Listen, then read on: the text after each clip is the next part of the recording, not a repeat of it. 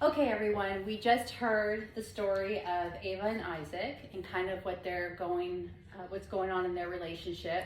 And I just wanted to mention really quickly that I just find so much encouragement in knowing that we can see Jesus in all of our situations, and that we're so used to Jesus repairing our lives and our relationships and things of that nature, but really taking a look at the fact that he can repair even our money situations. So based on the story that we just heard from David, let's go ahead and jump over to our discussion time. And the first question we have is, how are Ava and Isaac good managers of what God has given them? Well, I think that by getting feedback from an elder in the church, right, they sought counsel, right, they knew they weren't doing well, so, they went to get wisdom. I think that was like the first good step that they took. And then also like taking the time to create their what was it called, their spending plan. Yeah. And I think also including the mother-in-law and the son in the process, because I think it would help to have everyone in the household involved in the process. Yeah, I agree with that.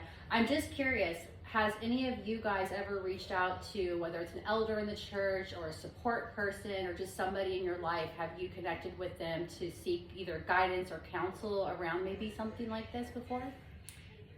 Honestly, before this class, not really. And I think that's probably why I have struggled so much and why I really need this class now, because I've just kind of kept it private. And I know my mom tried to teach me things growing up, and you're just kind of like, oh, mom, I don't want to hear it right now.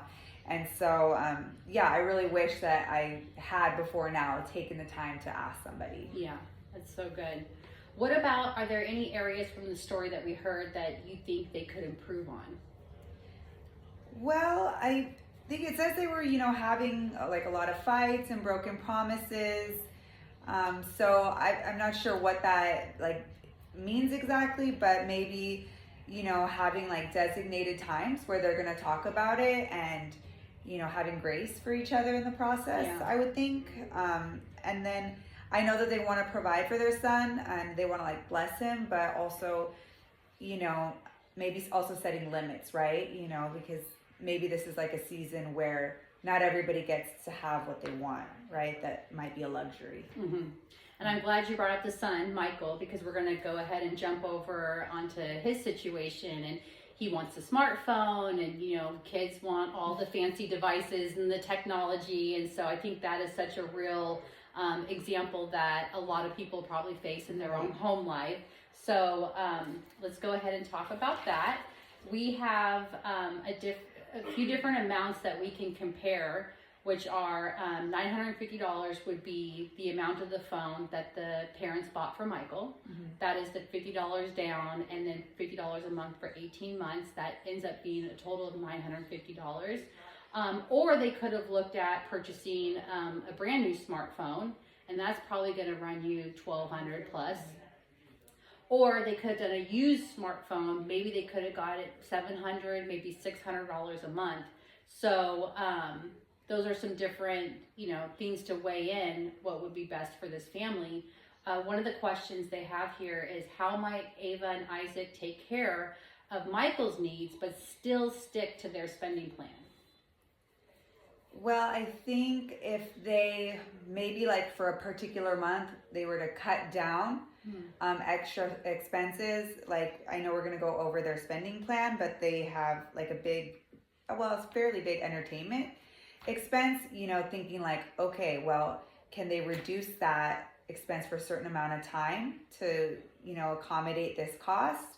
Or even just really say like, okay, this time it's going to be a used phone, and then, next time as we build our savings, right, like we can talk about an upgrade in the future. Yeah, that's really good. And then also I was this just popped in my mind. I wonder how old Michael is. Like, is he old enough where he can get a part-time job and he can help contribute to the phone as well? Yeah, I think that would be great, because I think that you always appreciate something more when you've worked for it, or you've earned it, right? So yeah, I think that would actually be even a better suggestion. Yeah. Okay, I'm going to read just a quick paragraph to you guys. Like Isaac and Ava, each of us must create a monthly spending plan, even if we feel like we have almost no money with which to plan. A monthly spending plan is a basic budget for how we use our money each month.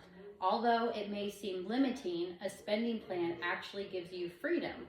When we put everything into a plan, we know our limits and can use money without worry. To create a monthly spending plan, you add up all of your income and then add up all of your expenses. Afterwards, subtract your expenses from your income to see how much you have left over to save. So based on that and the expenses we have and the income we have of Ava and Isaac, let's answer the question of, besides their earnings from work, what other sources of income do Ava and Isaac track? So, well, it says that Isaac gets government assistance, $200. So I don't know if that's like considered, I guess that's his primary income. But in addition to that, Dolores gets a $245 in Social Security. There's $40 in food stamps, and Isaac also has like odd jobs or like lawn care for $250, and so their total income's $2,175. Okay. And what about their expenses? Their expenses, just a variety of different like things like from housing, gas, water. Yeah, they have everything here. It seems pretty comprehensive, and their expenses are $25.65, so more than their income. More than their income, yeah. Okay. So are there any areas that you're able to identify that they could start cutting back on that would make a difference in their expense tracking? Yeah, I think the first thing I see is their meals out entertainment. That's $125. I think that could definitely probably be cut down. Clothing is $250. I think maybe like really reducing that, because I don't know if you need clothing every single month. Right. Let's see. And then maybe, I don't know, maybe thinking about like reducing other costs, like, because they do get like food stamps, so maybe they could like change their grocery stores and maybe try to look for better deals. You know, I don't know what's in their community, even like going to like food pantries to get like rice and basic things, and then, you know, buying their meats and all their things at the store. Yeah. So even reducing that might be really, might be helpful. Yeah. Yeah, I think that would make a big difference. Just the eating out alone, the entertainment, and definitely the clothing. I mean, even utilizing like thrift stores. I love thrift stores, so. Yeah, exactly. I usually prefer thrift stores over department stores. So I think that would be a good start to saving their money. Yeah, I think and since the whole family is involved in the process, like really, I think stressing like this are not necessarily permanent changes, right? But these are really to kind of cut costs and, you know, build up their savings. And who knows, they might get used to it and never go back. Yeah. So that would be good. That would be perfect. Yeah. All right, well, thank you so much. Yeah. Okay.